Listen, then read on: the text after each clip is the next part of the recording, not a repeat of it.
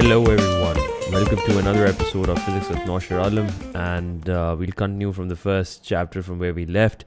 The topic for today is errors and uncertainties, and we will be discussing the computation of errors mathematically.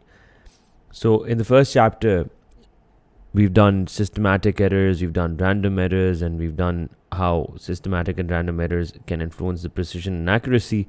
Now we will actually deal with errors and how do we calculate the errors in a reading. So the first thing that you need to know is that there are three types of errors. The first one is absolute error. The second one is percentage error or fractional error. And doesn't matter the order that you write them in. If the second is fractional, then the third is going to be percentage. Now, before I begin, let's say I have a number A and there is an error in it, which is delta A. So A is the true value and delta A is the absolute error in that value. So if I ask you to break this quantity down and tell me what is this quantity in terms of absolute, fractional and percentage, what you will say is the absolute error is delta A. You will say that the fractional error is delta A over A, which means error over the value. And you will say that the percentage error is delta A over A into 100%. All right. So the moment you realize that this is how we split the quantities into the three types, you should know in which situation should you use absolute errors, in which situation should you use fractional, and in which situation should you use percentage. Now, absolute errors will only be used in questions which involve addition or subtraction. Fractional errors will be used in multiplication or division questions. And likewise, percentage errors will also be used in multiplication or division questions. So this is the first thing that you must bear in mind, where to use which type, because a lot of students mess up. What they do is because they don't know this, they end up using absolute errors in questions which have multiplication, division. They end up using fractional errors in questions which have addition, subtraction. So don't make that mistake. You should know when to use which type. Now, just as an example, let's consider two numbers, and I say that you have a number A, which is 2.0 plus minus 0.2, and you have another number B, which is 3.0 plus minus 0.3. And I asked you to calculate a value C, and C is A plus B. Now, if C is A plus B, then you should know that C will have an error. Why? Because A has an error in it, B has an error in it, so C will also have an error in it. But the way you answer all of these questions, the first thing you do is you calculate the true value of C, the real value of C, asal value of C. So what is the true value of C? True value of C would be 2.0 plus 3.0, which basically means the value of A plus the value of B, and the answer to that is 5.0. The next thing is you realize that this question is not of multiplication, division. It's actually of addition. So the error in C will be calculated by the absolute error, delta C, which is equals to delta A plus delta B. So delta C is equals to delta A ki value 0.2 and delta B is 0.3. So when you add them, you end up getting 0.5. So when you write down your final answer, you end up writing 5.0 plus minus 0.5. Another confusion which arises in a lot of students is, well, what if the question was slightly different? What if the question was, we'll use the same values and I'll do the same question again, but in a different ink. So let's say C is A minus B. All right. So if you recall, the value of A was 2.0, the value of B was 3.0, so the value of C will be minus 1.0. And then you realize again that the question is of subtraction, so you will do absolute error, not fractional, not percentage, absolute error, delta C, which is equals to delta A plus delta B, which will again turn out to be 0.5. So your final form will be minus 1.0 plus minus 0.5. That's how you deal with errors. Now, absolute errors.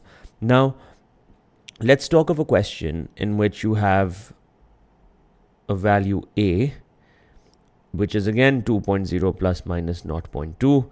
And then you have a value B, which is 3.0 plus minus 0.3. And I want to calculate a value D.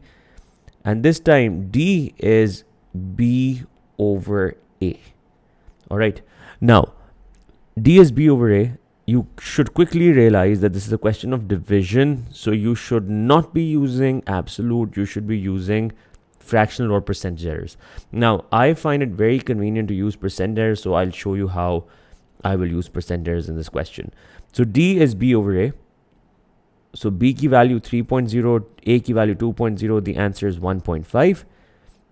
The first thing you should realize over here is that because this is a question of division, you will not calculate delta D straight away. You have to calculate percentage error in D. So how do we write percent error in D? Basically, we write this as percent D. Now, a lot of people, what they do is, they after the percent sign, they put a delta sign, percentage error in D, but I just write it like this because I find it convenient. There's no fixed way of writing. So percentage D is equals to percentage B. Now don't make this mistake, which I'll say. A lot of kids, what they do is they look at this question, they get very excited, oh, we know it, and then they know, oh, it's division, so we need to use percentage. And what they end up doing is they write percentage D is equals to percentage B divided by percentage A. Please remember one thing. Errors cannot be multiplied. Errors cannot be divided. Errors only add. So this is absolute nonsense. Percentage D cannot be equal to percentage B over percent. However, what can it be? Percentage D is equals to percentage B plus percentage A, not even minus. Errors cannot be subtracted. Look, you do one job and you do it twice, okay? And both the times you do the job, you make a mistake. Now let's say, हम कहते हैं कि जी, at the end of this job, how many mistakes have you made? You will never say, जी मैंने पहली दफ़ा गलती की, मैंने दूसरी दफ़ा गलती की, तो तीसरी दफ़ा जब मैं काम करने जा रहा हूँ, तो बेसिकली कोई गलती नहीं की. ये आपकी गलती पीछे से ऐड अप होती हुई आ रही है. सही है. सो गलती हमेशा ऐड अप होती है. Errors always compound, errors always add, errors never subtract, errors never multiply, errors never ever divide. So percentage D is equals to percentage B plus percentage A. Now percentage B, I'll do it separately so you know how to calculate percentage B. Percentage B means the error, which is 0.3, over the value, which is 3.0, into 100%. This is percentage B. So 0.3 over 3, that's going to be 0.1, and into 100%, that's 10%. And likewise, percentage A, I'll do it for you. 0.2 divided by 2.0 into 100%, that is again 10%. So percentage D is equals to percentage B plus percentage A. That's 10% plus 10%. That means that this is 20%. So that is the percentage error in D. Now in the question, they asked you to find D and its absolute uncertainty. ये बड़ा clearly mentioned होगा. This will be very clearly mentioned in the question. Do not mess it up. When they say absolute uncertainty, you need to be very clear in your head. They want you to find delta D. But over here, you have found percentage D. So what do you do over here? What you do is, you've already done most of the work. You have calculated the value of D, which was 1.5. You've calculated percentage D, which is 20%. Now try to understand what this number means. This number basically means that there is a 20% error in what? In the value of D. I'll repeat, percentage error in anything means that there's that amount of percentage error in the value itself. So 1.5 was the actual value, right? There's a 20% error in this value. So if you want to calculate delta D would be 20% of 1.5. Now, when you calculate 20% of 1.5, you get 0.3. So delta D is 0.3. And your final answer would therefore become 1.5, which was the value of D, plus minus 0.3. I hope this is making sense. Let's take it forward. Let's do a question on multiplication as well. So let's say again, you have a value A, which is 1.0 plus minus 0.1, and you have a value B, which is 2.0 plus minus 0.2. And I want to calculate a value D, and D is now A into B. Again, please identify the fact that this is multiplication. So multiplication may, you will never ever calculate delta D directly. You'll calculate percentage D first, and then you calculate delta D. So the first step in any such question, any error question, the first step is always to calculate the true value of D, which means you use 1.0 into 2.0, which is 2.0.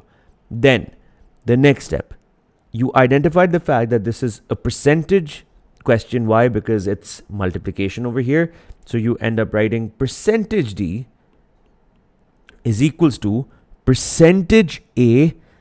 Do not make that mistake. Although यहाँ multiplication लिखा हुआ है, please do not multiply errors. Errors can never be multiplied. That's horrible. So errors will only compound. So percentage A plus percentage B. Now let's calculate percentage A and percentage B. You should do it yourself. Pause the video, do it yourself, and then replay the video again. I hope this is what you did. You calculated percentage A as 10%. How? You did 0.1 over the value 1 into 100%.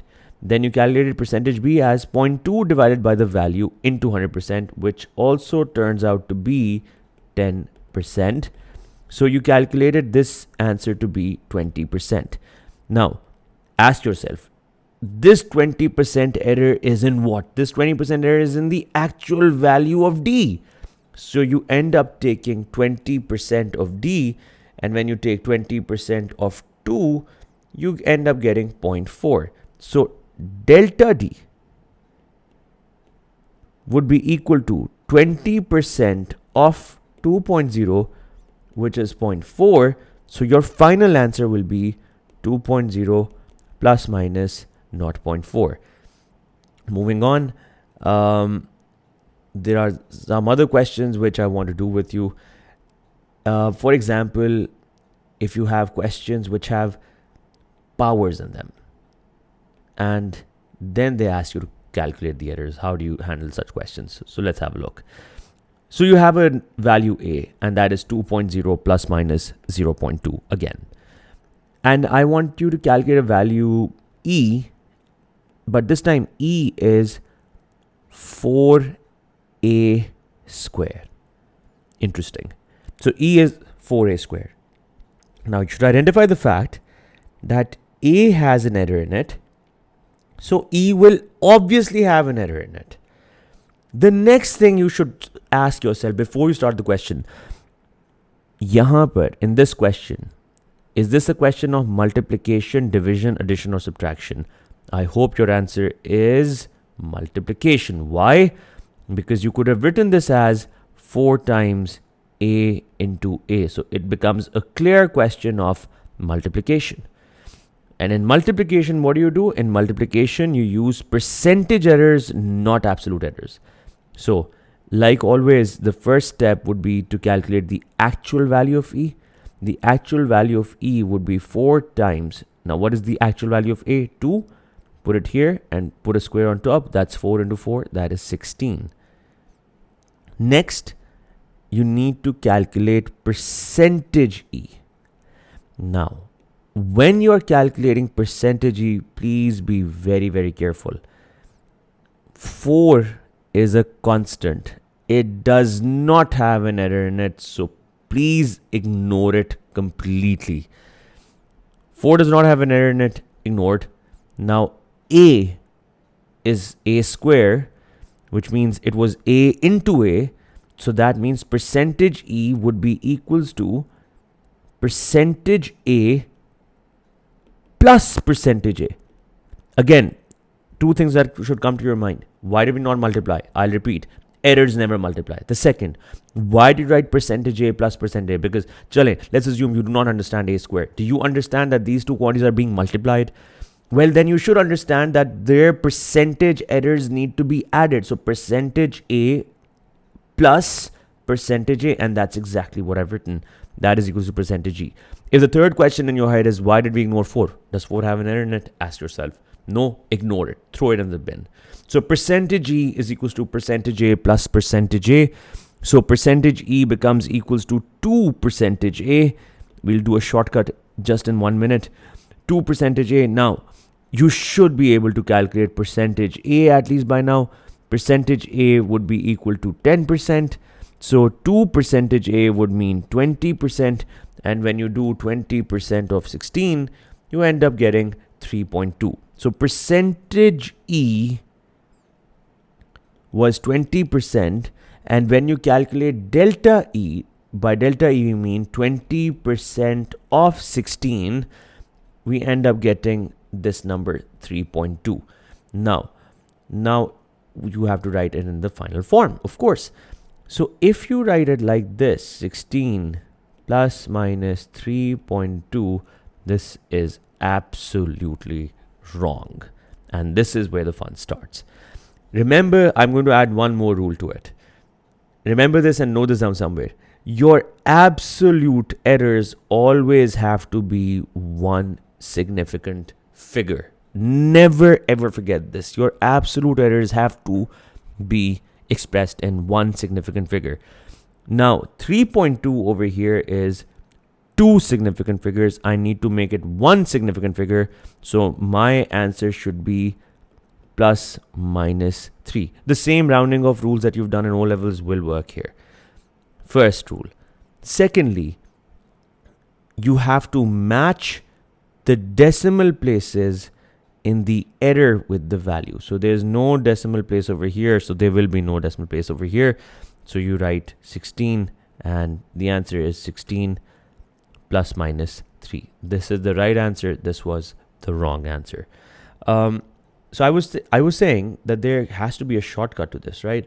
Because what if they end up giving you a question in an exam where they say that, okay, fine, A is 2.0 plus minus 0.2, but they end up giving you quantity F and they say that F is A raised to the power 100. Now, what will you do? Will you write A 100 times like this? And then you will say, oh, percentage A plus percentage A plus percentage A plus percentage. No, that's rubbish. What you will do is, now your problem would not be on how to calculate the actual value of F. The actual value of F would be 2 raised to the power 100. You will find out and write down the answer. Your problem would be, how do we calculate the error? So the first thing you should have realized it by now is that whenever you have a power question, you always use percentage errors, never absolute errors. So you write percentage F is equals to, now breathe for a minute and think. Breathe. A raised to the power 100 means A was written 100 times. Means percentage A plus percentage A plus percentage A plus, I don't want to waste your time. Basically, you will say that word 100 times. So if you combine all of that together, you would have written percentage F is equals to 100 into percentage A. And what was percentage A? 10%. So percentage A, 10% of 100 would give you your answer here. And then once you have this answer, you simply multiply your percentage error with the actual value of F, which was this value, 2 raised to the power 100. You get, what do you end up getting? Ask yourself, what do you end up getting? You end up getting delta F. And how do you write in the final form? You write it like F plus minus delta F. All right, now we will put all of the concepts learned in this lecture into test.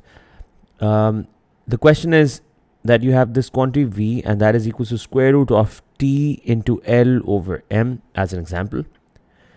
Now, they have given you the value of T, L, and M separately. They say that T is tension, which is 1.8 newtons, length is 126 centimeters, and the mass is 5.1 grams. And they say that the uncertainty is plus minus 5% in T, it's plus minus 1% in L, and it's plus minus 2% in M. And again, the question is, you have to find the value of V and its uncertainty. So whenever they mention it like this and its uncertainty, they mean the absolute uncertainty in V. Now, what you do in this question is, as always, the first step is calculate the actual value of V, which is equals to square root of T, 1.8.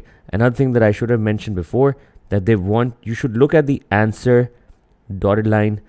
They have explicitly mentioned that we want the unit to be meter per second. So you have to convert all of the values into their base quantities, base units. So tension is 1.8, length is 126 centimeters, which will be 1.26 meters, and then mass is 5.1 grams. You'll write that as 5.1 into 10 ki power minus 3 kilograms. So from here you get the actual value of V, which is 21.1 meters per second. That's aside. Now comes the real part. You should have realized that all of these values have errors. All of these values have errors, basically. So V will have an error. Now, the question is, how will you calculate the error in V? Should you use delta V is equals to delta T plus delta L plus delta M? Or should you use percentage? You should answer the question yourself and replay the video again. You should use percentage errors because the values are multiplying and dividing. So multiplication division mein hamesha percentage use hota hai. Also, the other biggest indicator is this has a power on top. 1 over this under root basically means 1 over 2. So under root is a power. It's like V square. Square is a power. So under root is also power. It's 1 over 2. So whenever you have powers, you have to use percentage. You don't have a choice there. So don't make this mistake.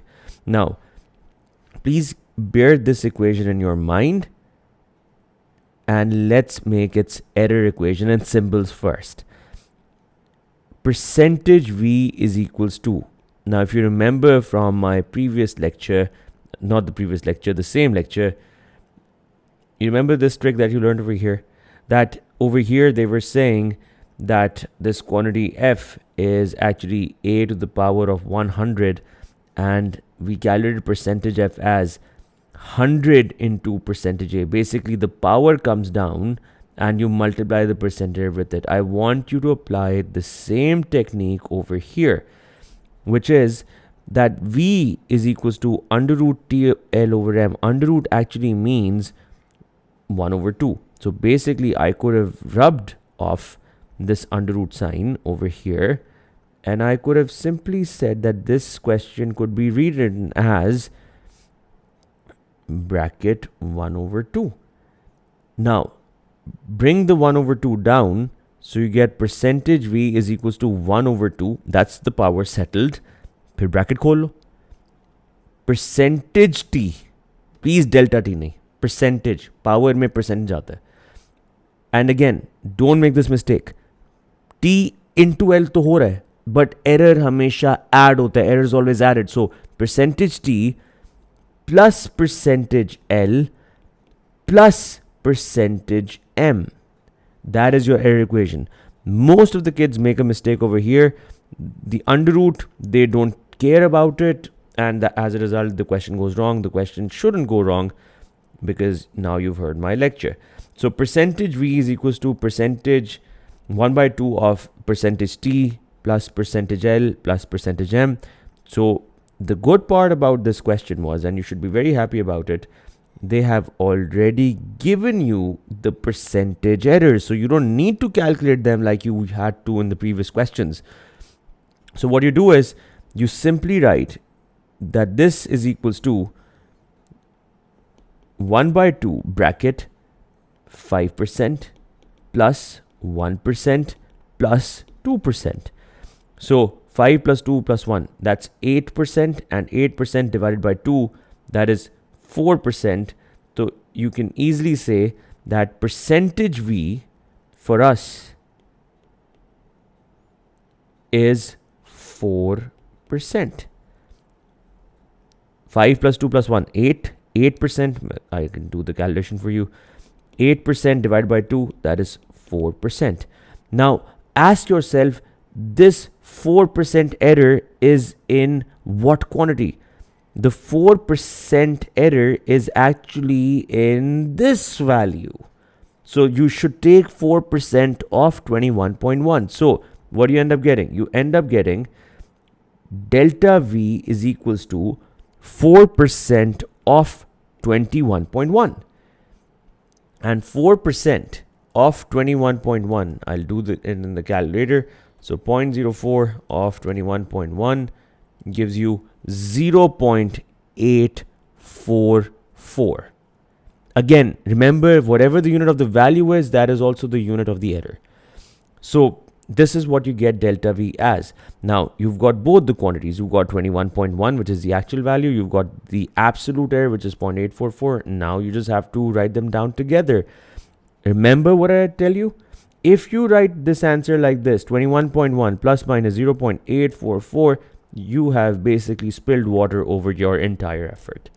Why? Because you just don't understand that absolute errors have to be expressed to how many SF? Remember, 1 SF. So 0.844 is how many SF? 3 SF. And you very well know that the answer should be written to how many SF? 1 SF. So please keep the values in front. The actual value was 21.1 and the error that you've calculated is 0.844.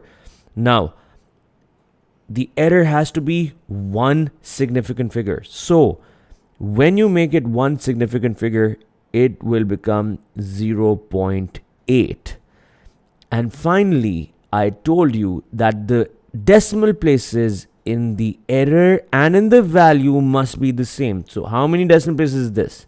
This is 1 decimal place. So the value should also have 1 decimal place, and therefore you will write this as 21.1, and that is the right answer. I hope you guys have understood errors. This brings us to the end of this chapter. I will see you in the next lecture, inshallah. Have a great day, guys. Keep spreading the videos. Cheers.